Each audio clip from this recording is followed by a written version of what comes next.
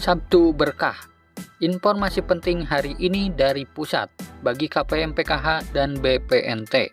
Nah, kira-kira ada informasi apa sebenarnya? Simak terus. Nah, selamat pagi semuanya para KPM PKH maupun BPNT. Selamat menjalankan ibadah puasa bagi KPM semuanya ya, baik KPM PKH maupun BPNT. Nah, di sini saya cuma ingin mengingatkan para KPM semuanya ya. Ayo mulai sekarang belajar memiliki sifat legowo soal bantuan sosial. Karena berdasarkan informasi yang ada tentang pernyataan Menteri Keuangan Republik Indonesia bahwa anggaran untuk bantuan sosial tahun 2023 mendatang adalah 332 hingga 349 triliun rupiah. Yang berarti pada tahun 2023 nanti anggaran untuk bansos mengalami penurunan dari total anggaran tahun 2022 yang mencapai 431 triliun. Dan penurunan jumlah anggaran untuk bansos tahun 2023 selain sebagai langkah melanjutkan bantuan yang masih ada, juga dibagi untuk program bantuan sosial yang baru, yaitu program pemberdayaan manusia. Nah, maka dari itu ada kemungkinan bahwa untuk bansos seperti BPNT dan PKH akan terus mengalami perubahan dan pengurangan penerimanya akibat dari update pemutakhiran data setiap selesai penyaluran. Dan untuk program baru yang bernama pemberdayaan manusia, maka bisa dipastikan sesuai rencana Kemensos yang akan menghapus KPM kategori usia produktif berusia 30 tahun ke bawah dan dialihkan ke program pemberdayaan kelompok rentan. Nah, di mana nantinya para KPM yang masuk program tersebut kemungkinannya akan diberi modal untuk usaha. Dan ini akan dicairkan satu kali saja untuk modal usaha. Maka dari itu ayolah para KPM untuk saat ini mulailah belajar mandiri, legowo dalam menyikapi soal bantuan sosial. Karena yang namanya bantuan itu sifatnya hanya sementara, tidak selamanya ada, tidak selamanya bertahan. Semua kembali lagi pada Sang Maha Kuasa, bahwa rezeki sudah ada yang mengatur. Nah, dan berikut adalah pengumuman untuk para KPM PKH dan BPNT untuk KPM yang belum cair sampai hari ini. Pengumuman, analisa alasan bantuan PKH tidak tersalurkan.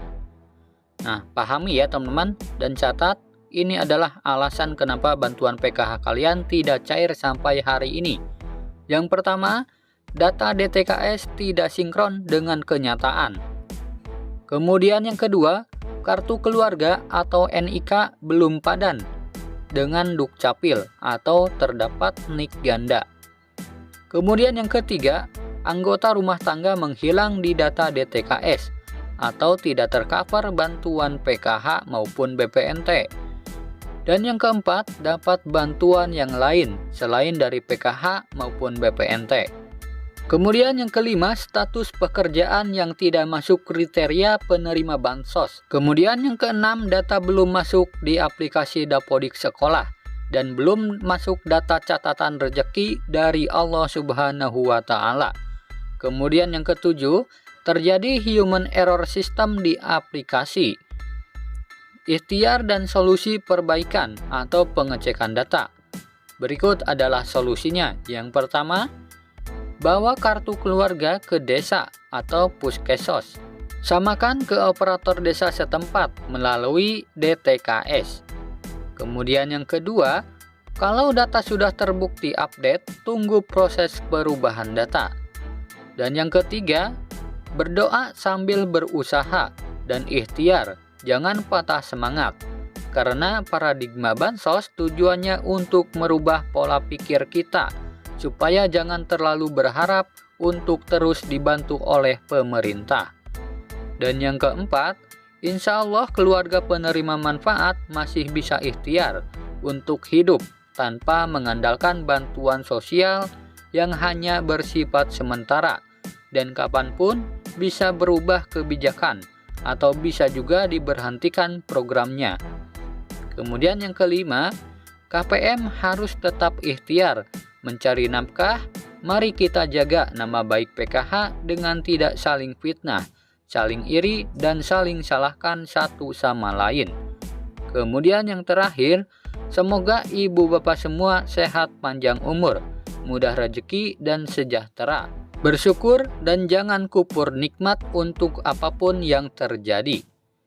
Nah, itu adalah penyebab PKH maupun BPNT tidak cair ya teman-teman, serta solusinya.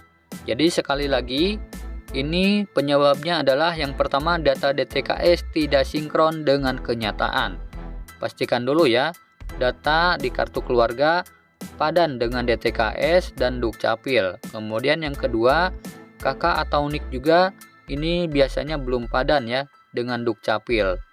Kemudian yang ketiga, anggota rumah tangga menghilang alias tidak terdaftar lagi di dalam DTKS.